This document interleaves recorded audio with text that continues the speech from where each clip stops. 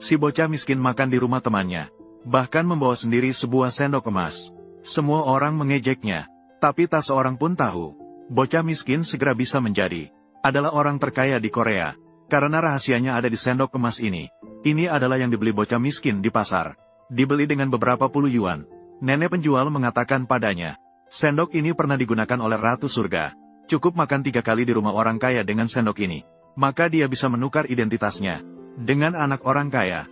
Bocah miskin ini benar-benar percaya pada kata-kata nenek, karena dia sangat miskin dan takut. Hari itu, dia membeli sendok ini dengan ragu. Lalu dia pergi ke rumah teman terkaya, Taeyong. Ini adalah sebuah perkebunan besar. Dari gerbang hingga villa, semuanya menggunakan layanan antar jemput. Konon, ayah Taeyong, dia adalah orang terkaya di Korea. Si bocah miskin ini bernama Cheng Tian. Hari ini adalah pertemuan yang diadakan oleh Taeyong. Dia mengundang banyak teman sekolah untuk makan di rumahnya. Meskipun Cheng Tian tidak diundang. Namun, demi mengubah nasibnya, Cheng Tian tetap datang dengan berani. Semua terkejut melihat Cheng Tian datang. Tempat ini bukanlah tempat untuk bocah miskin. Teman sekolah ini bernama Kinsu. Dia sering mengganggu Cheng Tian di sekolah. Kinsu mengeluarkan selembar uang dan memberikannya kepada Cheng Tian. Dan berkata bahwa pengemis datang. Tidak boleh membiarkannya pergi dengan tangan hampa. Kinsu meminta Cheng Tian untuk mengambil uang itu. Setelah menggonggong 2 kali, dia pergi. Dia dengan sengaja merendahkan Cheng Tian. Taeyong segera menghentikan Kinsu. Dia berkata, jika sudah datang, mari makan dulu sebelum pergi.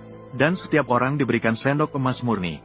Saat memberikan sendok kepada Cheng Tian, Kinsu menghentikan pelayan, dan berkata bahwa orang miskin tidak layak menggunakan peralatan makan emas. Dia memerintahkan pelayan untuk memberikan kepada Cheng Tian. Belilah peralatan makan baja tahan karat. Namun, Cheng Tian memberitahu Kinsu, maaf, sejak kecil saya juga dimanja. Saya biasanya tidak akan sembarangan menggunakan peralatan makan dari luar.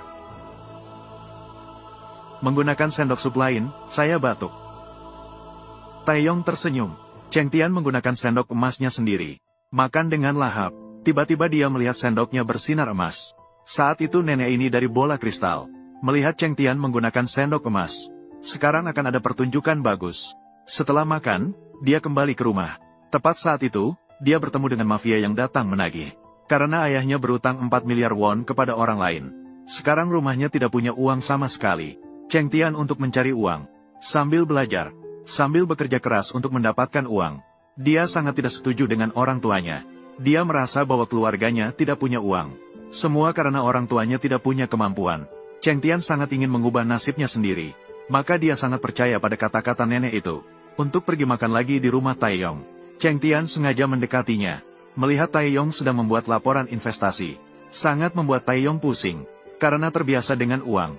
Dia sama sekali tidak tertarik pada investasi dan uang. Cheng Tian mengatakan dia ahli dalam hal ini. Dia membantu Taeyong membuat laporan ini. Malam itu, Taeyong menunjukkan laporan kepada ayahnya. Ayahnya sangat puas setelah melihatnya. Bahkan mengatakan bahwa anaknya telah berkembang pesat. Setelah itu, Taeyong sering meminta bantuan Cheng Tian untuk membuat laporan. Setiap kali selesai, dia akan memberikan sedikit uang kepada Cheng Tian. Malam itu, Cheng Tian membawa laporan ke rumah Taeyong. Dan mengatakan bahwa dia lapar. Bisakah dia makan mie instan di rumahnya? Taeyong langsung menyuruh orang untuk membuat banyak makanan. Saat dia bersiap-siap makan, ayah Taeyong datang. Dia terkejut melihat Cheng Tian. Dan langsung mengatakan kepada Taeyong di depannya, jangan bawa sampah ke rumah. Apakah kamu anakku? Taeyong segera menyuruh Cheng Tian pergi. Cheng Tian tidak berniat menyia-nyiakan kesempatan ini. Saat pelayan bersiap untuk membuang makanan, dia berlari kembali. Seperti serigala lapar. Belum selesai dia makan. Ayahnya Taeyong datang lagi. Apakah makanan orang kaya enak? Cheng Tian segera pamit. Setelah dia pergi, ayah Taeyong sangat marah. Karena dia tahu laporan yang dibuat anaknya baru-baru ini. Semuanya dibuat oleh anak miskin itu. Taeyong sangat takut pada ayahnya. Dia memohon maaf kepada ayahnya. Ayahnya bilang dia terlalu baik. Lalu memberinya sebilah pisau. Beranikah kamu menyelesaikan sampah itu? Pada keesokan harinya, Taeyong dan ibunya pergi ke sekolah. Taeyong mengatakan dia diancam oleh Cheng Tian. Bahkan menunjukkan catatan transaksi. Mengatakan bahwa semua ini adalah catatan pemerasan Cheng Tian terhadapnya. Ibu Taeyong meminta sekolah untuk mengeluarkan Cheng Tian. Ayah Cheng Tian berlutut, meminta maaf kepada mereka. Cheng Tian melihat semua ini. Dia menggenggam erat tinjunya. Tidak mengerti mengapa Taeyong melakukan hal ini. Sampai malam tiba, Cheng Tian masuk ke rumah Taeyong. Dia meminta ayah Taeyong untuk makan malam di sini, dan mengatakan akan memberinya kejutan. Ayah Taeyong merasa anak ini menarik, maka setuju dengan permintaannya.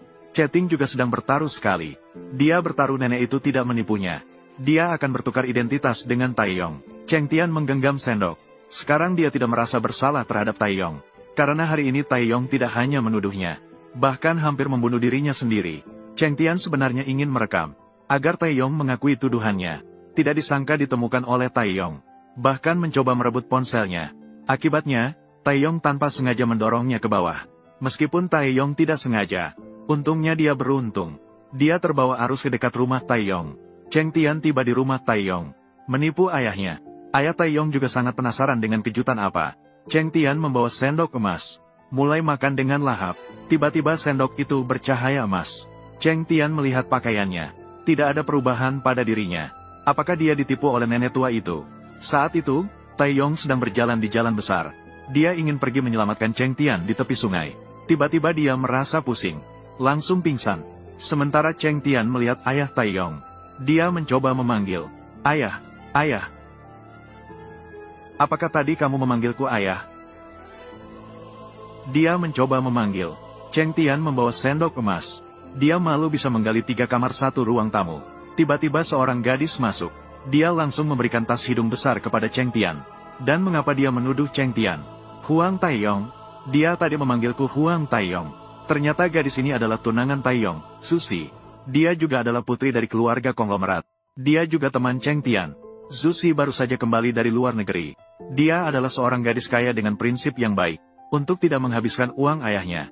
Dia bekerja sendiri untuk menghasilkan uang. Jadi di toko serba ada. Mereka menjadi teman dengan Cheng Tian. Tapi hari ini mendengar Cheng Tian dituduh oleh Taeyong, dia langsung berlari ke rumah Taeyong dengan marah. Cheng Tian sering diintimidasi oleh teman sekolahnya. Sering dipermalukan. Tapi kali ini adalah yang paling nyaman. Karena dia yakin mendapat ayah kaya. Dia benar-benar bertukar identitas dengan Taeyong.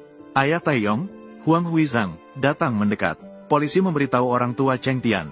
"Barusan, apakah kamu memukul Taeyong kami?" Yang membuat Cheng Tian bingung adalah, sekarang dia tidak berubah menjadi Taeyong. Apa yang terjadi di sini? Tiba-tiba datang beberapa polisi. Mereka mengatakan seseorang melaporkan Taeyong mendorong Cheng Tian ke sungai. Ketua Huang menyuruh bawahannya untuk memanggil pengacara. Kemudian Cheng Tian dan pengacara datang ke kantor polisi. Cheng Tian melihat konten dalam video tersebut. Akhirnya dia mengerti. Ternyata dia tidak berubah menjadi Taeyong. Mereka tidak hanya bertukar identitas, bahkan wajah mereka pun berubah. Semua foto dan video yang diambil oleh Taeyong sebelumnya, termasuk semua orang yang mengenal Taeyong. Dalam ingatan mereka, Taeyong adalah penampilan Cheng Tian sekarang. Mereka baru saja keluar pintu.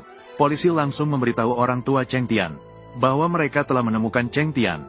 Orang tua segera pergi ke rumah sakit. Saat ini Taeyong yang menjadi Cheng Tian. Dia perlahan-lahan membuka matanya. Tidak lama setelah itu, Cheng Tian juga tiba di rumah sakit. Sekarang dia merasa sangat bersalah kepada Taeyong. Dia tidak hanya meninggalkan orang tuanya yang tidak punya uang padanya, tetapi juga meninggalkan ayahnya yang kaya. Dia mencari Taeyong di rumah sakit, tetapi tidak menemukan di mana Taeyong berada. Tiba-tiba, mengapa dia memanggil saya Li Cheng Tian? Sedangkan Taeyong juga bingung, mengapa dia memanggil dirinya dengan namanya sendiri. Kakak perempuan datang. Dia berkata apakah Taeyong telah jatuh dan memar. Kemudian Cheng Tian kembali ke rumah Taeyong. Di sini tidak hanya ada pengawal khusus, tetapi juga pelayan wanita yang terlihat di mana-mana. Ada juga bar minuman. Cheng Tian mencari Taeyong di rumah itu, tetapi tidak menemukan di mana kamar tidur Taeyong berada. Dia masuk ke dalam sebuah kamar dengan sembarangan. Saat itu, ibu Taeyong sedang merias diri. "Ya, kamu masuk tanpa mengetuk pintu." Ternyata ini adalah Nyonya Huang, ibu tiri Taeyong. Cheng Tian memanggil, "Ibu," sekali. Dia berbalik hendak pergi. Tetapi Nyonya Huang memanggilnya. Dia merasa Taeyong sangat tidak biasa hari ini. Shao Ting bahkan mengira rahasianya terbongkar. Ternyata biasanya Taeyong memanggil orang tuanya, ayah, dan ibu. Ini adalah cara orang kaya berbicara. Di Korea mereka, hanya orang miskin yang memanggil orang tuanya. Shao Ting segera mengatakan ada urusan, dan melarikan diri dari ruangan itu. Kemudian dia pergi ke kamar Taeyong. Kamar ini bisa diibaratkan sebagai super mewah.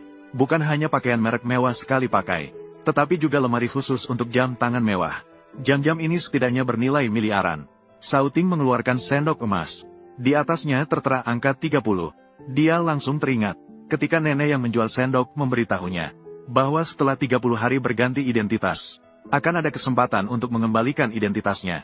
Kemudian dia memanggil pengawal Taeyong dan meminta dia untuk mencari. Biarkan dia bertemu dengan Taeyong. Informasi semua orang. Menunggu hingga besok. Taeyong datang ke sekolah dengan mobil pribadi. Semua mobil pribadi ini milik keluarga kaya. Dan mobil Taeyong berada di posisi pertama. Jelas sekali sekarang dia adalah yang paling kaya di sekolah ini.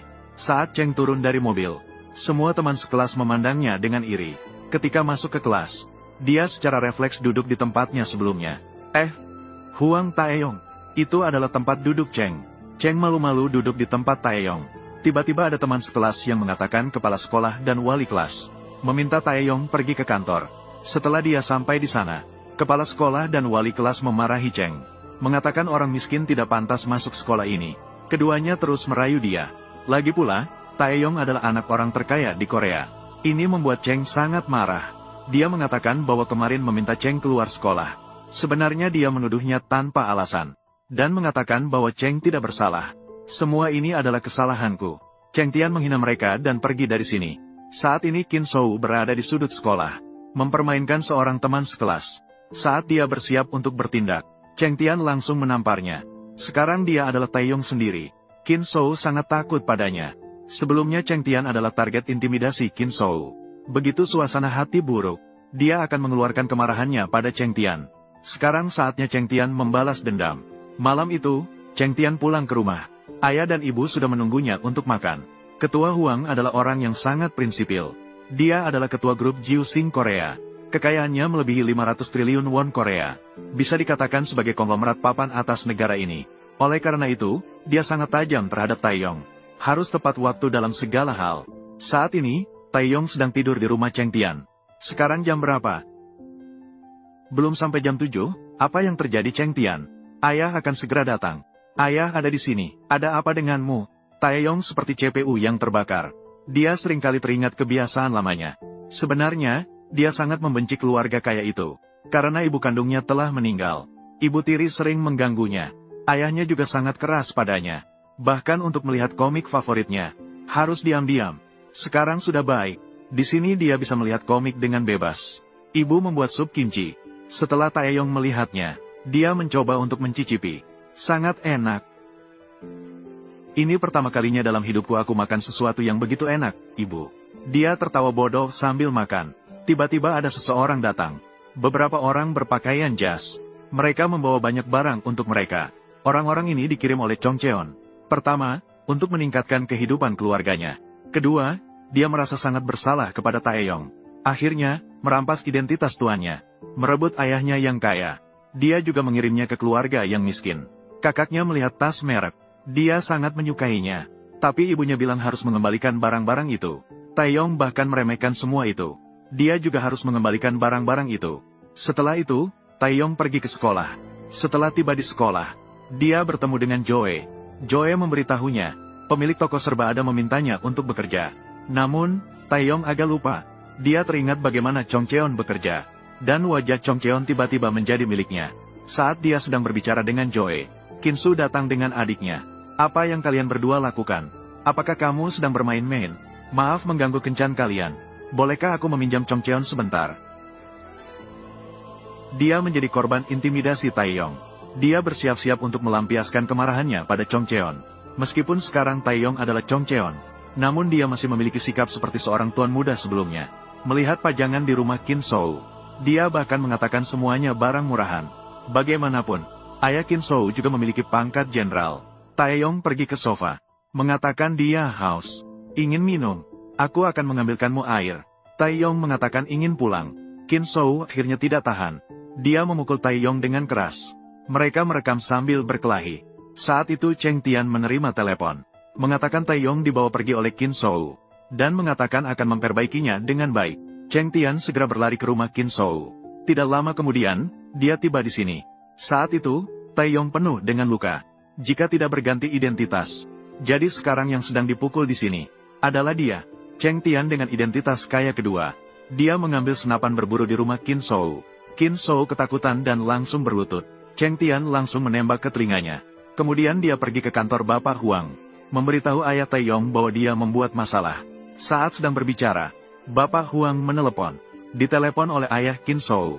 Cheng Tian meminta dia untuk memberitahu ayah Qin Shou, mengatakan bahwa dia akan menyelesaikan masalah ini sendiri. Bapak Huang sangat terkejut, karena anak di depannya sangat berbeda dari sebelumnya. Jika Taeyong sebelumnya menghadapi situasi ini, pasti akan ketakutan dan memohon bantuan. Namun sekarang Taeyong tenang dan dingin. Saat ini Qin Shou sedang berbaring di rumah sakit. Orang tuanya ada di sini. Tidak lama kemudian, Cheng Tian datang. Dia memberitahu orang tua Qin Shou, mengatakan bahwa tembakan yang dia lakukan adalah peluru kosong. Juga mengatakan bahwa Qin Shou selalu mengganggu seorang anak miskin.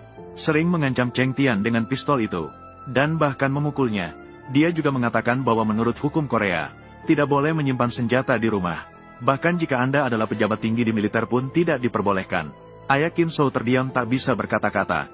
Saat itu Taeyong sedang menunggu di bawah. Dia belum pernah menerima pukulan seperti ini. Taeyong ketakutan sampai gemetar seluruh badannya. Melihat Cheng Tian datang, Taeyong bertanya mengapa dia membantunya. Maaf telah membuatmu menerima pukulan untukku. Apa yang kamu katakan? Anggap saja aku sedang membayar hutang. Aku telah melunasi hutangku padamu. Setelah itu, dia meminta Taeyong naik ke mobil. Setelah sampai di tempat tujuan, Cheng Tian menemukan bahwa ada lagi penagih hutang dari kelompok kriminal di rumahnya. Dia melihat ayahnya memeluk kaki bos kriminal. Cheng Tian merasa sangat malu. Lalu dia langsung pergi. Ketika hari kedua tiba, dia pergi ke kantor kriminal. Dia meminta pengawalnya untuk menghukum mereka dengan baik. Pengawal ini adalah mantan tentara pasukan khusus. Kemampuannya menghadapi orang-orang ini sungguh mudah baginya. Kemudian Cheng Tian mengeluarkan bukti kejahatan kelompok kriminal. Dia berhasil menyelesaikan masalah dengan mereka. Cheng Tian memerintahkan agar tidak lagi menagih hutang. Dia diminta untuk meminta maaf kepada keluarga itu. Kemudian dia bertanya kepada pengawal, jika di daerah sibuk Seoul membeli sebuah rumah, sekitar berapa banyak uang yang dibutuhkan? Pengawal mengatakan bahwa sekitar 2 miliar diperlukan untuk 3 kamar tidur dan 1 ruang tamu. Song Cheon berencana membeli sebuah rumah untuk orang tuanya. Sebagai imbalan atas pengorbanan mereka, menunggu sampai besok, bos ini kemudian datang ke rumah Song Cheon. Bahkan berlutut untuk meminta maaf kepada orang tua Song Cheon. Orang tua tidak tahu apa yang terjadi. Mereka agak terkejut. Namun geng tidak memberitahu mereka alasan. Segera tiba ulang tahun Taeyong. Dan hari itu juga ulang tahun Song Cheon. Presiden Huan mengadakan pesta ulang tahun untuknya. Song Cheon menggunakan kesempatan ini untuk menunjukkan sebuah dokumen, mengatakan bahwa dia menggunakan uang saku untuk membeli banyak saham perusahaan. Sekarang nilainya telah naik ratusan kali lipat. Ini membuat Presiden Huan semakin senang. Tidak disangka anaknya memiliki trik ini. Tak lama kemudian, Taeyong dan Joy juga datang. Meskipun hari ini juga ulang tahunnya, tapi keluarganya miskin. Dia bahkan tidak bisa makan kue. Perilaku Taeyong tidak sama sekali seperti anak miskin. Ini juga membuat Johi terkejut. Saat itu ibu Taeyong meminta Cheng Tian untuk memainkan piano, dan mengatakan bahwa setiap tahun dia akan memainkan lagu itu pada ulang tahunnya. Cheng Tian benar-benar bingung. Teman-teman sekelasnya menariknya ke arah piano, tapi belum sampai di tempatnya. Taeyong pertama kali duduk. Dia tiba-tiba mulai memainkan piano. Semua orang terdiam, menangis. Teman sekelas menariknya menuju piano. Itu adalah lagu yang dia mainkan setiap ulang tahun Taeyong. Setelah selesai, Taeyong juga sangat terkejut. Bagaimana bisa dia bisa bermain piano sendiri? Ibu tiri Taeyong lebih terkejut, karena dia adalah pianis profesional. Piano Taeyong adalah yang dia ajarkan. Taeyong menemukan Cheng Tian dan mengucapkan terima kasih atas bantuannya 2 hari yang lalu. Lagu ini sebagai ucapan selamat ulang tahun untukmu. Ketika malam tiba, Cheng Tian datang ke toko serba ada. Dia melihat Joy masih bekerja di sini. Cheng Tian merasa tidak enak di hatinya. Mungkin ini adalah harga yang harus dibayar untuk bertukar identitas. Karena Joy adalah tunangan Taeyong. Meskipun Taeyong sangat menyukai Joy, namun Joy tidak memiliki perasaan untuknya. Malah menyukai Cheng Tian, si pemuda miskin. Cheng Tian juga menyukai Joy. Namun setelah bertukar identitas dengan Taeyong, berarti memberikan Joy kepada Taeyong. Dia sedang bersiap-siap untuk pergi. Tiba-tiba melihat seorang pria tua di depan pintu toko serba ada, sedang menatap Joy di dalam toko dengan tajam. Tidak lama kemudian waktu pulang sudah tiba. Di perjalanan pulang gadis itu, diikuti dengan erat oleh seorang pria tua. Dia mulai berjalan lebih cepat, sampai di tikungan jalan, siap melihat apakah pria tua masih mengikutinya. King Yi, putriku meninggal, sedangkan kamu hidup dengan baik. Sekarang saya akan membawamu pergi menemani putri saya. King Yi, saat itu Cheng Tian baru saja tiba di sini. Dia mendengar ada suara di depan. Paman mendengar ada orang datang. Dia mulai melarikan diri. Cheng Tian ingin menangkapnya, tapi dia berhasil melarikan diri. Dia bertanya kepada Juyi siapa pria itu. Juyi akhirnya memberitahunya. Semua ini karena jam tangan ini. Sudah beberapa tahun yang lalu, putri pria itu mencuri jam tangannya. Karena Juyi adalah putri konglomerat, ini menyebabkan sekolah langsung mengeluarkan putri pria itu secara paksa. Tapi tidak lama kemudian, putri pria itu, Nara, jatuh sakit dan meninggal. Pria itu menyalahkan semua ini. Semuanya ditujukan kepada Juyi. Sebenarnya mereka tidak tahu, kematian Nara memiliki misteri tersendiri. Lebih tepatnya, Nara sebenarnya tidak mati. Cheng Tian memiliki seorang teman sekelas bernama Ruzen. Dia adalah Nara, putri pria yang sudah meninggal. Karena pada saat itu Nara sangat membenci ayahnya. Karena ayahnya terlalu miskin. Kemudian dia bertemu nenek yang berjualan di pasar. Memberinya sebuah sendok emas. Nara pun mengambil sendok emas itu. Dan pergi ke rumah Ruzen. Karena ayah Ruzen sangat kaya. Nara makan di sini. Kemudian dia dan Ruzen bertukar identitas. Sedangkan Ruzen sebenarnya sudah sakit. Karena keluarga paman tidak punya uang untuk berobat. Mereka baru saja bertukar identitas beberapa hari. Ruzen pun meninggal. Dan Nara pun menjadi Ruzen sejak itu. Dan terus hidup sampai sekarang. Meskipun keluarga sekarang cukup kaya, namun itu tidak cukup untuk memuaskan Nara. Dia ingin menikah dengan Taeyong. Namun Taeyong tidak menyukainya. Malah merasa jijik padanya. Sejak Cheng Tian bergantung pada sendok emas. Dan bertukar identitas dengan Taeyong. Nara sudah mengetahui kecurangan. Dia tahu siapa sekarang Taeyong. Sebenarnya dia adalah pemuda miskin Cheng Tian. Nara langsung membongkar Cheng Tian. Dan katakan padanya, bahwa dirinya adalah Nara. Juga mengubah nasib melalui sendok emas. Dia ingin bekerja sama dengan Cheng Tian. Mengatakan akan menikahinya. Dengan kemampuan mereka, keduanya bisa menguasai seluruh alam semesta. Setelah mendengar ini, Cheng Tian mulai merasa tidak suka pada wanita ini. Meskipun keduanya mengubah nasib melalui sendok emas. Namun Nara benar-benar gila, karena dia telah membunuh seseorang. Apalagi dia sudah memiliki wanita yang disukainya. Cheng Tian menyukai Zushi, lalu meninggalkan tempat itu. Setelah Cheng Tian kembali ke rumah, barulah dia menyadari ada seseorang di rumah. Orang ini sepertinya sangat akrab dengan Taeyong. Dia berkata sudah lama tidak bertemu. Mengapa tidak menyapa? Sudah lama tidak bertemu. Apakah dia sepupu Taeyong? Ya, sudah lama tidak bertemu, Kak. Kak. Ternyata orang ini adalah adik dari ibu tirinya, Chu Seng. Dia baru saja kembali dari Amerika. Ini pertama kalinya Cheng Tian bertemu dengannya. Dia belum tahu tentang Taeyong yang dulu. Dan cerita-cerita tentang paman ini. Hari itu Cheng Tian membeli sebuah rumah. Dia ingin orang tua dan kakaknya yang miskin tinggal di sana. Namun sekarang dia adalah Taeyong. Jika langsung diberikan kepada mereka, pasti tidak akan tahan dengan sifat orang tua. Jadi dia meminta pengawal untuk menemui kakaknya. Memberitahunya bahwa dia memiliki sebuah rumah. Saat ini kosong tidak ada yang tinggal. Ingin agar mereka pindah dan tinggal gratis. Setelah kakaknya pulang ke rumah, maka dia memberitahu orang tua. Taeyong tahu siapa pengawal itu. Setelah dia tiba di sekolah, menemukan Cheng Tian. Taeyong mengira Cheng Tian memberikan rumah kepada mereka. Untuk membuatnya tidak mengambil Joe. Taeyong memberitahunya, Huan Taeyong. Mata kamu benar-benar hanya melihat uang. Aku tidak seperti kamu. Aku tidak peduli berapa banyak uang. Cheng Tian bertanya padanya, jika sekarang kamu diminta untuk meninggalkan orang tua, menjadi generasi kaya terkaya di Korea Selatan, saya tidak bisa melakukannya. Tidak peduli seberapa kaya pun aku menjadi, aku tetap tidak akan melakukannya. Saya paling mencintai orang tua saya di dunia. Aku sama sekali tidak ingin menukar mereka. Saat sedang berbicara, seseorang mengirimkan ponsel ke Taeyong. Setelah Taeyong menerima telepon, barulah dia tahu bahwa ayahnya dalam masalah. Taeyong segera berlari ke sana. Song Cheon semakin gelisah, karena yang dalam masalah adalah ayahnya. Seorang pekerja jatuh dari lantai atas. Mobil bos terkena. Setelah pekerja dibawa ke rumah sakit, meskipun biaya medis ditanggung oleh bos. Namun bos mengatakan mobil mewahnya rusak, dan meminta mereka mengganti dengan 1 miliar. Song Cheon dan Taeyong datang ke rumah sakit. Mereka sangat gelisah. Song Cheon merasa sangat menyesal. Melihat ayahnya dibawa ke ruang gawat darurat. Song Cheon akhirnya menyesal. Dia tahu bahwa dia telah meninggalkan mereka. Dia mendapat kutukan dari langit. Cheng Tian segera pergi mencari nenek yang menjual sendok.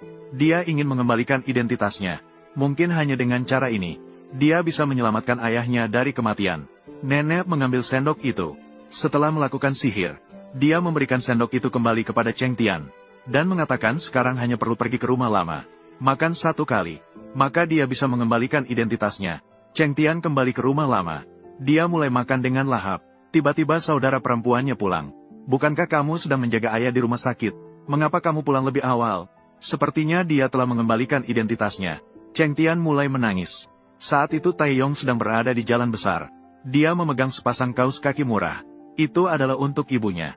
Namun saat itu Cheng Tian telah mengembalikan identitasnya. Dan dia sekali lagi menjadi Taeyong yang sejati. Dia tidak mengerti mengapa. Memegang sepasang kaus kaki murah. Keesokan harinya, Taeyong bangun dari tidurnya. Dia kembali ke keluarga yang membuatnya tercekik. Ayah bertanya mengapa dia membeli sebuah rumah. Taeyong agak bingung. Dia segera teringat. Dan wajah Cheng Tian seketika menjadi wajahnya. Ketua Huang bertanya mengapa dia membeli rumah. Apakah dia ingin membantu keluarga Li Cheng Tian? Taeyong dengan bingung mengatakan bahwa ingatannya buruk belakangan ini. Dia lupa beberapa hal. Ayah sangat marah. Saat ini di rumah sakit, bos datang mendekat. Dia mengatakan bahwa biaya medis sudah dibayarnya sendiri. Sekarang kamu harus mengganti biaya perbaikan mobil 1 miliar untukku. Tapi di rumah mereka tidak ada uang sebanyak itu. Ibu dan kakak panik. Karena bos mengatakan tidak akan memberikan 1 miliar tersebut. Setiap hari harus membayar bunga 3 juta. Cheng Tian melihat jam tangannya yang mewah. Dia memutuskan untuk menjual jam tersebut. Namun orang di Pegadaian mengusirnya. Dan mengatakan bahwa jam tangan itu palsu. Jam ini milik Taeyong. Nilai 3 miliar. Bagaimana mungkin palsu? Ternyata jam tangan Taeyong. Semua diganti pamannya. Diganti dengan replika 1:1. Cheng Tian bersiap mencari ibunya. Tapi mendengar ibunya sedang menerima telepon. Dia mendengar ibunya akan menjual ginjalnya. Cheng Tian benar-benar gelisah. Dia mengangkat telepon. Dia mengomel pada orang di seberang. Cheng Tian sangat marah. Dia tidak menyangka ibunya akan menjual organ tubuhnya demi 1 miliar. Tapi sekarang dia bukan lagi Taeyong. Saat Cheng Tian khawatir tentang 1 miliar, Joy ingin meminta 1 miliar dari ayahnya untuk membantu Cheng Tian. Tapi ayah tahu apa yang ingin dilakukan putrinya. Dia meminta putrinya untuk tidak berhubungan dengan anak miskin itu. Karena kamu adalah tunangan Taeyong. Joy tidak punya pilihan. Dia menjual tas mereknya. Tiba-tiba dia melihat Rosen menghentikan Cheng Tian. Joy segera bersembunyi. Rosen juga memberikan 1 miliar kepada Cheng Tian. Dia tahu Cheng Tian telah mengembalikan identitasnya. Cheng Tian menerima 1 miliar ini. Mengungkapkan terima kasih yang sangat. Rosen melihat Joy di samping. Dia sengaja memeluk Cheng Tian. Joy merasa sangat bercampur aduk di samping. Ternyata sejak Cheng Tian mengembalikan identitasnya, rumah Cheng Tian juga disita. Dan membuat orang tuanya menjadi pembantu di rumahnya. Untuk mengembalikan 1 miliar kepadanya. Dia bahkan dengan sengaja membuat ayahnya merendahkan orang tua Cheng Tian. Tujuan Rosen melakukan hal ini adalah untuk memaksa Cheng Tian bertukar identitas dengan Taeyong lagi. Kemudian dia akan mengalahkan Cheng Tian. Menjadi orang terkaya di Korea. Hari ini dia lebih berlebihan. Langsung membuat ayahnya mengganggu ibu Cheng Tian. Dan membuat Cheng Tian melihat dari samping. Saat Cheng Tian tidak tahan ingin pergi. Dan dia membunuh ayah pacar Cheng Tian. Apakah kamu punya uang? Kalau kamu punya uang, silakan bayar dan pukul ayahku. Jangan mengakui kenyataan. Kamu hanya bisa menahannya dalam situasi ini. Tunggu sampai besok. Jika benar-benar mengusir mereka semua, Cheng Tian tahu tidak bisa melakukannya lagi. Dia harus menggunakan sendok emas untuk mendapatkan kembali identitasnya. Biarkan orang tua hidup dengan baik. Anak miskin masuk ke dalam sebuah perkebunan besar. Dia melihat pelayan wanita sedang membersihkan sisa makanan. Cheng Tian mengambil setengah mangkuk nasi dan mulai makan. Tunggu sampai penjaga keamanan mengejar masuk. Dia sudah menjadi tuan muda di sini. Cheng Tian melihat angka di atas sendok emas. Di atasnya menunjukkan 3.650 hari. Artinya kali ini, setidaknya butuh 10 tahun lagi. Baru bisa menukar identitasnya kembali. Cheng Tian masih tidak tahu. Dia telah membuat masalah besar kali ini. Karena tuan muda keluarga ini, Taeyong, baru saja membunuh seseorang semalam. Dan dia membunuh ayah dari pacar Cheng Tian. Beruntung ayah Taeyong kaya. Tidak hanya berhasil membujuk orang-orang di kantor polisi. Saat mereka sedang menyelidiki tempat kejadian, semua bukti telah dihilangkan. Bahkan merekam video di rumah Joy dihapus. Dan Presiden Huan juga menyuruh pengacara untuk menangani semuanya. Dan menyuruh pembantu untuk membakar pakaian berdarah yang dikenakan oleh Taeyong ketika dia pulang malam itu. Telah dibakar. Namun mereka tidak tahu. Pembantu melihat bahwa pakaian itu berharga. Jadi diam-diam membawanya pulang. Song Cheon baru saja bertukar identitas dengan Taeyong. Dia masih tidak menyadari bahwa dia telah menjadi pembunuh. Song Cheon, dengan identitas barunya, membuat pemilik toko ibunya, memberikan ibunya 10 juta dalam uang tunai. Menyuruh mereka untuk menyewa rumah. Song Cheon berdiri jauh menatap orang tuanya yang bahagia. Dia merasa semua yang dia lakukan layak. Kemudian dia juga membuat pemilik toko kakaknya mempromosikan kakaknya menjadi manajer toko. Sengil untuk membalas dendam pada Rujin dan ayahnya. Dia menyuruh orang untuk menyelidiki perusahaan ayah Ruzen. Mereka memberikan bukti penggelapan pajak selama bertahun-tahun. Semua bukti itu diserahkan kepada otoritas pajak. Hal ini membuat Ruzen sangat marah. Dia tahu ini dilakukan oleh Cheng Tian. Dia juga tahu Cheng Tian dan Taeyong telah berganti identitas lagi. Saat itu, Cheng Tian baru saja pulang ke rumah.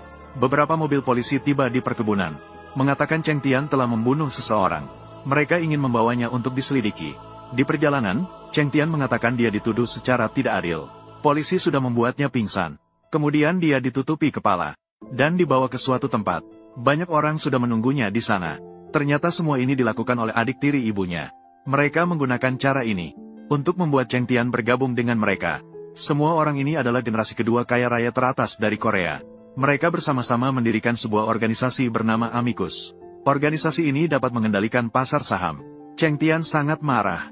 Pada akhirnya, orang-orang dari organisasi ini tidak mungkin membandingkan identitasnya. Cheng Tian berdiri dan hendak pergi. Chu Seng menghentikannya, memintanya minum segelas anggur sebelum pergi. Cheng Tian tidak berpikir panjang. Lalu ia meminum anggur itu. Tapi tidak lama kemudian, dia mulai merasa pusing. Ternyata Chu Seng mencampurkan obat ke dalam anggur. Apakah Cheng Tian membunuh seseorang? Cheng Tian mengatakan bahwa dia tidak membunuh. Dia juga mengatakan bahwa dia bukan Taeyong. Namanya adalah Li Cheng Tian. Hal ini membuat Chu Seng bingung. Dan semuanya dilihat Ruzen dari samping.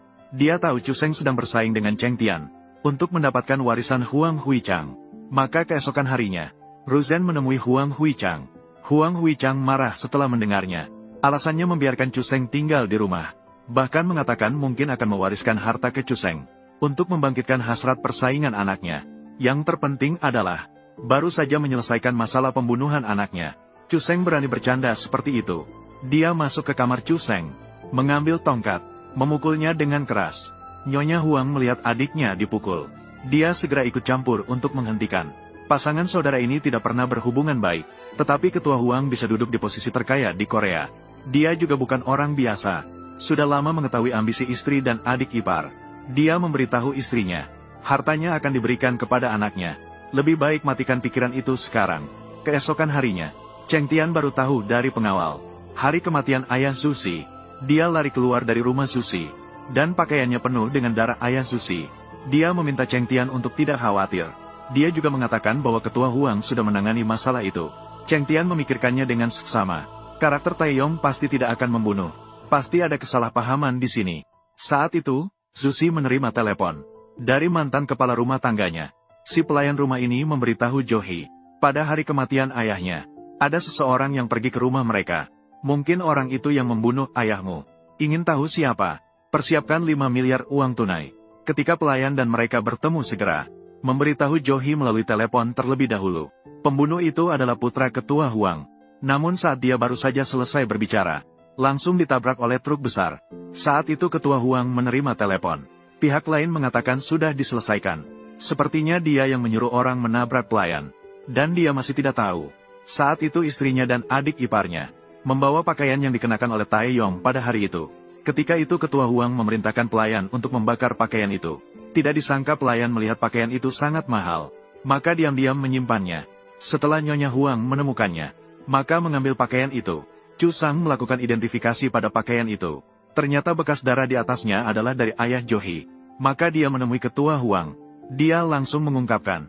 Chu Seng mengancam dengan bukti ini, meminta ketua Huang untuk mentransfer semua aset anaknya ke namanya. Dia juga ingin 20% saham perusahaan. Dan harus mengirim anak ketua Huang ke luar negeri. Ketua Huang tidak punya pilihan. Hanya bisa mengikuti Chu Seng. Cheng Tian mengetahui dia akan dikirim ke luar negeri. Dia sangat khawatir. Dia malah menanggung kesalahan Taeyong. Sekarang dia tidak bisa mengembalikan identitasnya. Dia baru saja tiba di bandara. Johi segera mencarinya. Dia bertanya kepada Cheng Tian mengapa dia ingin membunuh ayahnya. Cheng Tian juga tidak tahu bagaimana menjelaskannya. Dan ini tidak bisa dijelaskan. Dia yakin Taeyong pasti tidak membunuh. Bawahannya menahan Johi. Cheng Tian dan pengawalnya segera naik pesawat. Waktu berlalu begitu cepat. 10 tahun berlalu dalam sekejap. Taeyong juga mulai bekerja. Hari itu dia berada di jalan raya, melihat seorang pengemis. Dan orang ini adalah Cheng Tian.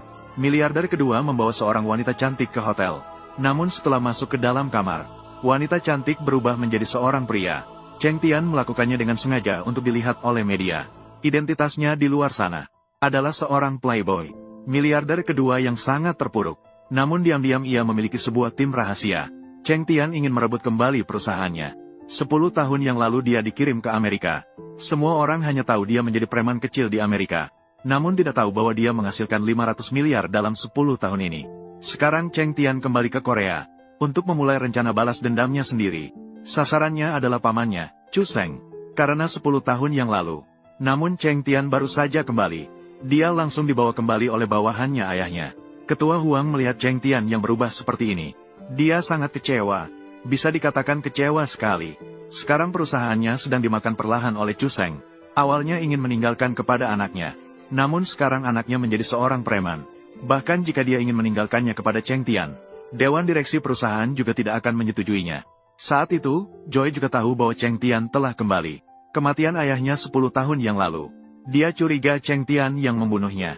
Namun dia tidak memiliki bukti. Orang-orang yang bertanggung jawab atas kasus ayahnya pada awalnya. Sekarang semuanya adalah eksekutif perusahaan Chairman Huang. Joy beberapa kali menemui orang-orang ini. Ingin kebenaran. Namun orang-orang itu semua tetap bungkam. Hari itu, Cheng Tian tidur di jalanan seperti pengemis. Dia memanggil Taeyong. Meminta Taeyong untuk mengajaknya makan. Cheng Tian mengenakan kaos kaki yang bolong. Tidak ada sedikit pun tanda-tanda keturunan kaya. Dia bertanya tentang kesehatan orang tua Taeyong. Taeyong sangat terkejut. Mengapa harus bertanya tentang kondisi orang tuanya? Taeyong masih tidak tahu. Saat ini, Taeyong sangat tertekan. Dia membenci dirinya sendiri karena tidak memiliki uang. Kemarin, karena mengganggu keturunan kaya, dia dituntut oleh keturunan kaya tersebut untuk membayar 1 miliar. Orang kaya kedua meminta dia untuk memukul ke tanah di depan banyak orang. Dengan memukul kepala ke tanah, berteriak bahwa dia salah, sehingga dia tidak perlu mengganti 1 miliar ini. Demi uang, Taeyong harus melakukan seperti yang dikatakan orang kaya kedua, dan baru menyadari setelah pergi. Itu Cheng Tian yang meminta mereka untuk tidak menyusahkan diri. Taeyong terus memikirkan, mengapa dia bukan orang kaya kedua? Mengapa dia lahir di keluarga miskin? Malam itu, Taeyong kembali ke rumah. Saat dia membersihkan barang-barang lama, dia menemukan sebuah buku catatan. Namun dia tidak mengingat buku catatan ini. Taeyong membuka buku catatan itu, melihat tulisan tentang nenek misterius di atasnya. Sendok emas yang ajaib. Cheng Tian dan Taeyong bertukar identitas. Otak Taeyong tiba-tiba terasa seperti CPU terbakar. Saat ini di sebuah kantor, Presiden Huang marah karena saham perusahaannya turun 10 poin dalam sekejap. Ternyata karena ada yang membocorkan. Anaknya diduga mengonsumsi narkoba. Ketua Huang hampir meledak karena marah. Dia yakin ini pasti ulah Chu Seng lagi. Karena Chu Seng sering membocorkan rahasia Cheng Tian. Tujuannya adalah untuk merampas perusahaan ini. Saat itu, Chu Seng juga bingung. Dia belum sebodoh itu untuk membocorkan rahasia seperti itu. Karena sekarang perusahaan memiliki 20% sahamnya. Chu Seng merasa ada yang tidak beres.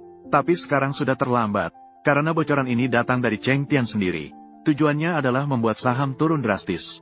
Dan ada orang misterius yang membeli saham perusahaan dalam jumlah besar. Ketua Huang saat itu juga sangat gelisah. Dia seketika teringat, saat Cheng Tian baru saja kembali ke Korea. Dia mengucapkan satu kalimat pada dirinya sendiri. Beri aku waktu 5 hari. Aku akan memberimu kejutan. Aku tidak akan membuat ayah kecewa lagi. Ketua Huang tersenyum. Dia menduga ini ulah anaknya yang tidak patuh. Perusahaan segera merespons kejadian ini. Rapat pemegang saham diadakan. Seseorang mengusulkan untuk memecat Chu Seng. Sekarang dia adalah anggota Dewan Perusahaan. Langkah selanjutnya adalah menjadi wakil presiden. Chu Seng bertanya, ada alasan apa untuk memecat saya? Tiba-tiba pintu terbuka. Cheng Tian, yang mengenakan jas resmi, masuk. Cheng Tian mengeluarkan beberapa laporan. Di atasnya semua tentang Chu Seng menjadi anggota Dewan Perusahaan. Mencuri bukti bahwa dia mengambil 70 miliar dari perusahaan. Para direksi sangat terkejut. Chu Seng berdiri. Dia mengatakan Cheng Tian tidak memiliki alasan untuk melaporkannya. Karena harus menjadi pemegang saham perusahaan. Baru bisa melaporkannya. Cheng Tian mengatakan bahwa hari ini dia sudah membeli 500 miliar saham perusahaan.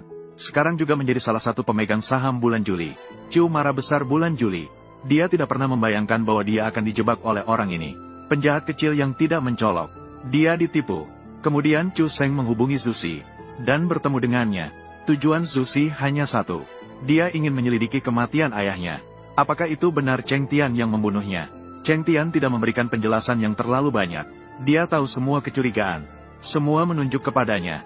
Itu karena dia tidak menukar identitas dengan Taeyong pada awalnya. Tindakan yang dilakukan oleh Taeyong, dan dia percaya pada Taeyong, pasti tidak akan membunuh ayah Johi. Johi tidak bisa melihat pesan. Dia berdiri dan pergi. Malam itu, Cheng Tian datang ke depan toko orang tuanya. Dengan sengaja membiarkan bos mafia ini membawa anak buahnya ke toko dan membeli banyak barang. Karena dia sudah mencoba memberikan uang tunai kepada orang tuanya. Tapi mereka sama sekali tidak menerimanya. Mengatakan bahwa mereka tidak akan menerima yang bukan milik mereka. Sampai keesokan harinya, Cheng Tian kemudian mencari Taeyong dan membawanya ke sebuah restoran. Dan mengatakan bahwa mereka sudah mengirim orang untuk menjemput orang tuanya dan kakaknya untuk makan malam di sini. Cheng Tian juga menarik sebuah kontrak, mengatakan bahwa Taeyong bisa bekerja di sini di masa depan. Ternyata Taeyong menolak langsung. Dia tidak ingin menerima perhatian Cheng Tian, dan bertanya mengapa dia melakukan hal itu. Saat mereka sedang berbicara, ada seseorang datang. Namun begitu dia membuka pintu, ternyata itu adalah ayah Huang Huichang. Ternyata hari ini adalah rapat penting perusahaan. Tak terduga, Cheng Tian menolaknya langsung. Huang Huichang sangat marah. Dia langsung datang ke sini mencari Cheng Tian. Sebenarnya kemarin Cheng Tian mendengar ibunya ingin makan sosis panggang. Namun dia enggan makan. Jadi dia mencari kesempatan untuk mengundang mereka semua datang. Siap untuk mengajak mereka makan malam. Tak terduga, Huang Huichang juga datang. Lagi pula sekarang dia adalah ayahnya sendiri. Huang Huichang bertanya pada Cheng Tian, apakah kamu tahu apa identitasmu? Mengajak orang makan, malah hanya memesan hidangan murah ini. Hal yang paling penting, apa yang istimewa dari orang-orang miskin ini, sampai membuatmu menolak rapat penting, mengajak mereka makan di sini. Ayah bilang meskipun kita sangat miskin, namun kemiskinan tidak menular, karena anakmu dan anakku adalah teman. Mengapa orang dewasa harus campur tangan? Makan malam ini sangat tidak menyenangkan. Setelah Cheng Tian pulang, Ketua Huang bertanya pada Cheng Tian, mengapa harus merawat mereka seperti itu? Ketua Huang sangat marah. Dia memberitahu Cheng Tian, ingin mendapatkan perusahaannya sendiri, ingin menjadi orang kaya, maka jangan memiliki belas kasihan. Ruzen sekarang sangat marah, karena Cheng Tian baru-baru ini sangat dekat dengan Zuxi, dan tidak memiliki perasaan apapun terhadap dirinya sendiri. Saat Cheng Tian diasingkan ke Amerika, dia selalu membantu Cheng Tian di belakang. Imbalannya adalah menunggu Cheng Tian setelah mendapatkan perusahaan Ketua Huang, menikahkan dirinya dengannya. Tetapi sekarang Cheng Tian acuh tak acuh padanya. Dia memutuskan untuk membuat Taeyong menukar identitasnya dengan Cheng Tian, karena dia memegang sendok emas Cheng Tian. Dan kali ini yang ditukar bukan hanya identitas. Taeyong juga akan mendapatkan semua kenangan Cheng Tian. Cheng Tian untuk membersihkan namanya. Dia terus menyelidiki secara diam-diam. Hari itu, Johi datang ke rumahnya, menemukan informasi di dalam kotak sandi Cheng Tian. Semuanya terkait dengan kematian ayahnya. Tiba-tiba Cheng Tian menerima pesan dari Ruzen. Ruzen memberikan sendok emas Cheng Tian kepada Huan Taeyong. Ruzen mengajak Taeyong ke restoran. Dia langsung mengeluarkan sendok emas Cheng Tian dan memberikannya kepada Taeyong, meminta dia untuk makan dengan sendok itu, dan mengatakan akan memberinya kejutan setelah makan. Namun saat Taeyong benar-benar sedang makan, Ruzen segera menghentikannya. Ternyata dia hanya ingin menakuti Cheng Tian dengan ini, agar dia menjauh dari Johi di masa depan. Cheng Tian sangat khawatir setelah melihatnya. Dia mengunci semua informasi, lalu memberitahu Johi bahwa ayahnya mungkin dibunuh oleh Chu Seng. Kemudian dia pergi ke tempat Ruzen. Ruzen memperingatkan Cheng Tian, jika dia terlalu dekat dengan Johi, dia akan benar-benar membuat Taeyong dan dia bertukar identitas. Mereka masih tidak tahu. Saat ini Taeyong sudah mulai curiga, karena dia menemukan sebuah buku catatan di rumahnya. Ini ditulis sebelum Cheng Tian mengganti identitasnya. Di dalamnya ada informasi tentang sendok emas, dan tentang nenek yang menjual sendok emas. Taeyong sekarang sangat tidak suka dengan identitasnya sendiri, karena dia merasa sangat miskin sekarang. Dia sangat iri Cheng Tian adalah anak kaya. Taeyong berpikir mengapa dia bisa bermain piano, dan bahkan bermain dengan baik, terutama karena dia tidak ingat kapan dia belajar. Dia segera menemukan Cheng Tian, untuk memastikan apakah ini benar. Cheng Tian mendengar dia menyebutkan sendok emas. Dia pura-pura bingung, namun Taeyong mengeluarkan buku catatan itu. Cheng Tian mulai panik. Dia bahkan lupa tentang buku catatan itu. Taeyong bertanya apakah dia memiliki sendok emas, dan dibelinya dari seorang nenek yang berjualan di pasar. Saat Cheng Tian bingung harus menjawab apa, Juhi dan Ruzen berjalan mendekat. Dia bilang Taeyong bodoh, ingin menjadi orang kaya sampai gila. Bagaimana bisa ada hal seaneh ini? Dia memarahi Taeyong. Taeyong juga merasa bersalah. Apakah aku gila? Bagaimana bisa dunia ini begitu ajaib? Di perjalanan pulang, dia sedang merenungkan dirinya.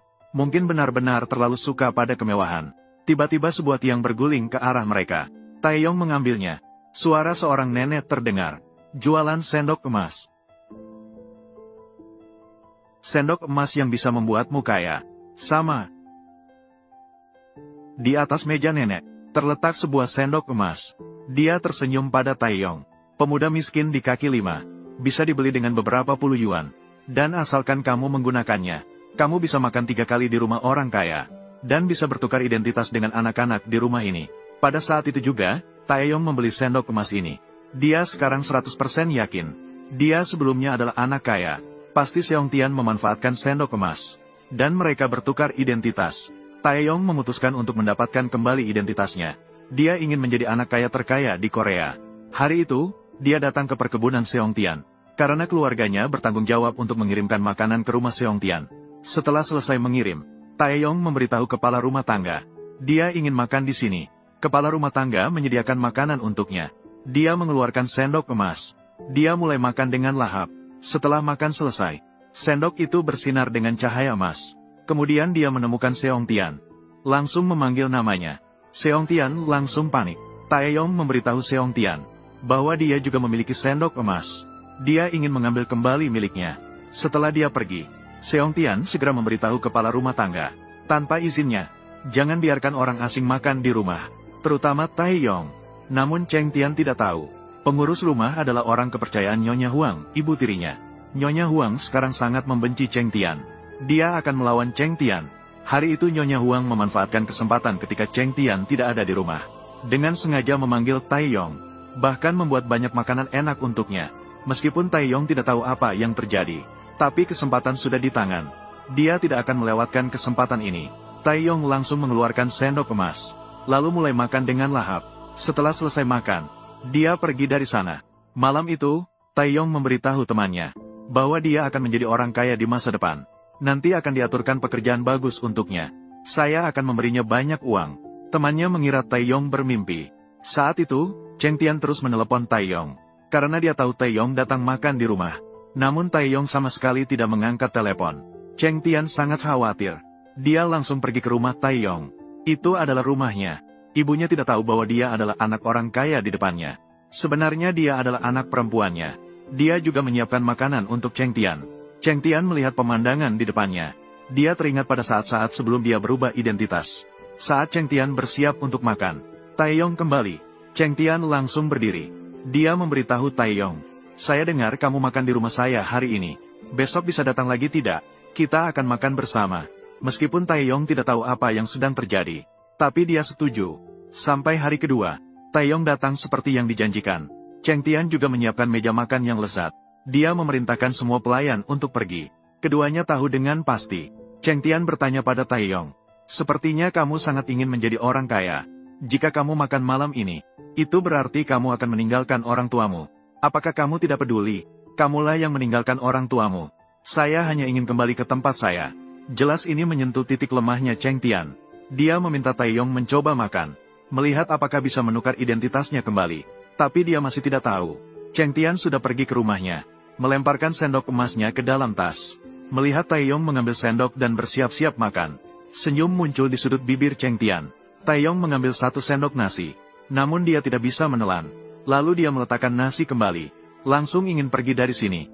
Sekarang Cheng Tian benar-benar panik. Dia tidak mengerti mengapa Taeyong tidak makan. Cheng Tian menariknya, dan memintanya untuk makan. Dia sangat terkejut, bahkan memberinya pukulan. Taeyong bangkit dan membalas pukulan. Lalu memberitahu Cheng Tian, "Kamu tahu mengapa saya tidak makan? Karena orang tuamu. Mereka adalah orang tua terbaik. Saya tidak ingin kehilangan mereka.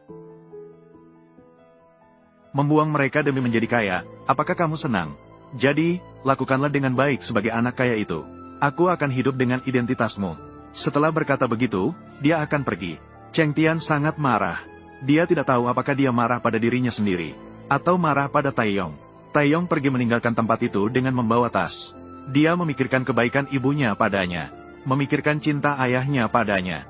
Perasaan ini adalah sesuatu yang sebelumnya tidak pernah dirasakannya sebelumnya. Dia merasa bahwa cinta ini tak tergantikan. Malam itu, Cheng Tian minum sendirian di bar. Dia memanggil Ru Zhen, memberitahunya bahwa Taeyong juga memiliki sendok emas. Namun, Taeyong memilih orang tua miskinnya.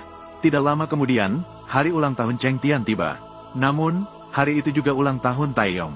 Cheng Tian melihat Taeyong datang ke rumah. Dia bertanya mengapa dia datang lagi. Ternyata Taeyong datang untuk mengirimkan makanan ke rumahnya.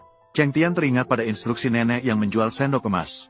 Hanya jika mereka bertemu dengan orang tua kandung mereka pada hari ulang tahun mereka, maka mereka akan kembali ke identitas asal mereka. Cheng Tian segera menyuruh Taeyong pergi. Tiba-tiba suara Ketua Huang terdengar. Ketua Huang berjalan mendekat. Dia melihat Taeyong dan Cheng Tian. Cheng Tian tidak tahu apa yang terjadi.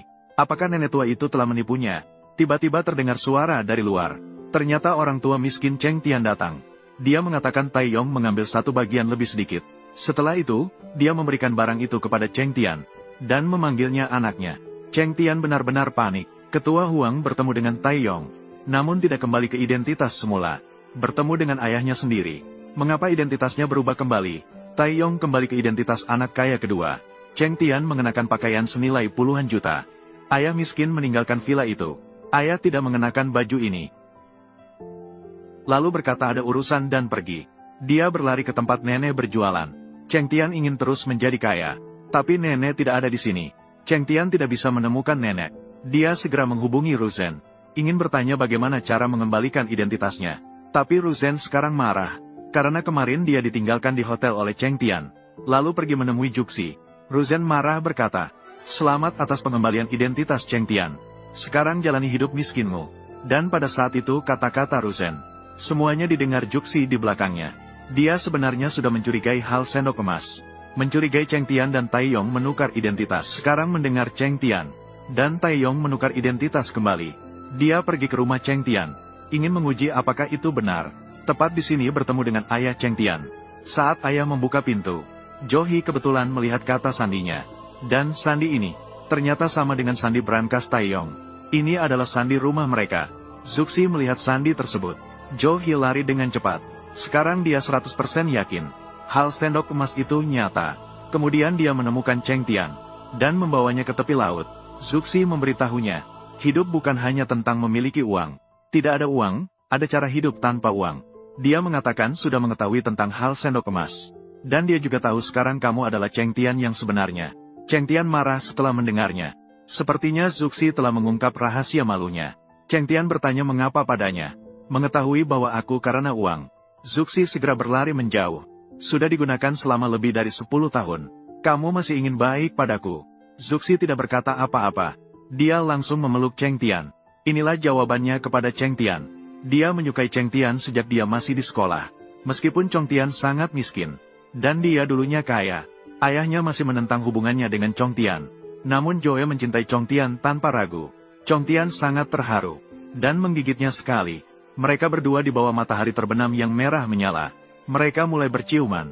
Setelah Taeyong mendapatkan identitasnya kembali, barulah dia tahu dia sudah bertunangan dengan Ruzen.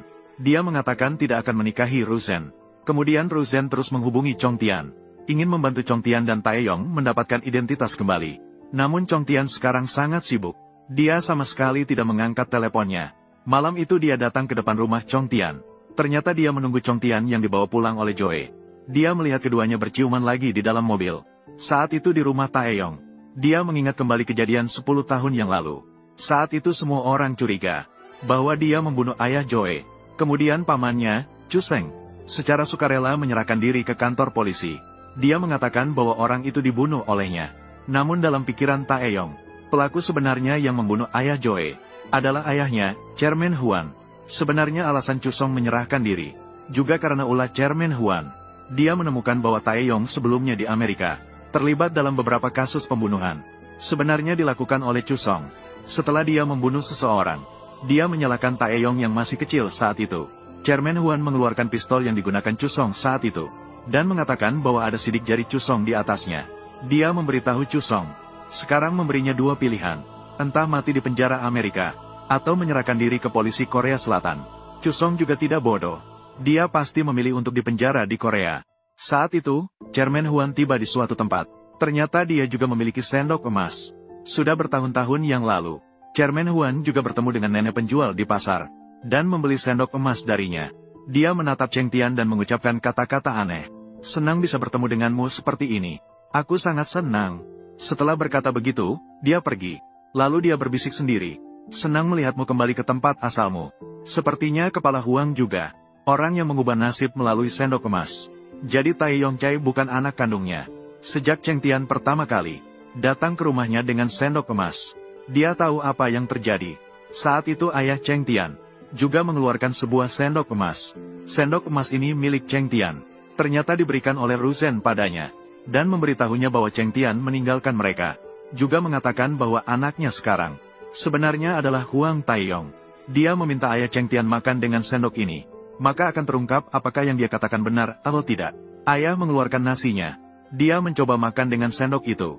Tiba-tiba sendok itu bercahaya emas. Kenangan Cheng Tian muncul di pikirannya secara instan. Dia melihat semuanya. Ayah sangat marah. Dia tahu anaknya meninggalkan mereka demi uang. Saat itu, Ketua Huan datang dengan Song Cheon ke Istana Biru dan memperkenalkan presiden padanya dan mengumumkan semua asetnya. Semuanya akan diwariskan kepada Song Cheon. Malam itu dia membeli hadiah mewah dan pergi ke keluarga miskinnya sendiri. Saat itu, Taeyong dan orang tuanya baru saja pulang. Mereka melihat Song Cheon menunggu mereka di sini. Semuanya terkejut. Song Cheon ingin memberikan sesuatu kepada ayahnya, tapi langsung ditolak. Aku tahu kamu datang karena merindukan orang tua, tapi ini tidak masuk akal. Mereka bukan lagi keluargamu. Pergilah sekarang. Saat itu, Johi tiba di sebuah toko gaun pengantin. Dia bertemu dengan Taesu. Taesu memperingatkan Johi, jangan bersaing dengan Ru Zhen untuk keberanian. Jauhkan diri dari Huan Taeyong di masa depan. Jangan biarkan Ru Zhen sedih. Sebenarnya dalam seluruh drama ini, Qin Shou adalah yang paling tergila-gila. Dia menyukai Ru Zhen sejak sekolah. Hingga setelah lulus, Qin Shou selalu membantunya. Zhu Xi menemukan Ru Zhen dan memberitahunya bahwa dia tahu segalanya. Juga tahu bahwa Taeyong, pewaris kaya sekarang, sebenarnya adalah Cheng Tian. Ru Zhen memintanya untuk tidak merebutnya. Tapi Zhu Xi berkata bahwa yang kamu butuhkan adalah pewaris kaya. Cheng Tian akan kembali menjadi Cheng Tian yang dikenalnya. Mereka belum tahu. Saat ini Cheng Tian segera dalam bahaya. Karena setelah Chu Sheng menyerahkan diri, dia mendapat kabar di penjara. Presiden Huang menjadikan Cheng Tian sebagai pewaris. Karena saat dia menyerahkan diri, Presiden Huang telah berjanji padanya akan memberinya sebagian saham. Dan tidak butuh waktu lama, dia akan diselamatkan dari penjara. Namun sejak dia masuk penjara, Presiden Huang tidak pernah memperhatikannya. Jadi Chu Sheng melarikan diri. Chu Sheng menemukan Cheng Tian, langsung memberinya sebuah botol, kemudian mengeluarkan pisau, bersiap untuk membunuh Cheng Tian. Tapi pada saat itu, ayah Cheng Tian muncul. Dia menerima pukulan untuk Cheng Tian.